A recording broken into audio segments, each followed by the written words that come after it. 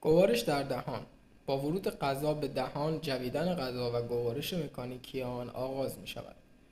آسیاب شدن غذا به ذره‌های بسیار کوچک برای فعالیت بهتر آنزیم‌های گوارشی و اثر بزاق بر آن لازم است. سه جفت غده بزاقی بزرگ و غده‌های بزاقی کوچک بزاق ترشح می‌کنند.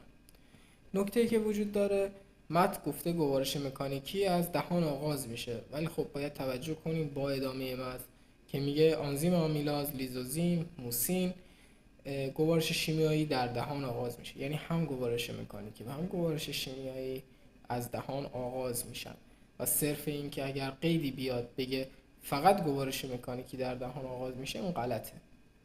نکته دیگرش هم اینه که سه جفت قده بزاقی بزرگ رو گفته، ما باید یادمون باشه پس 6 قده بزاقی بزرگ و قده های بزاقی کوچک بزاق ترشح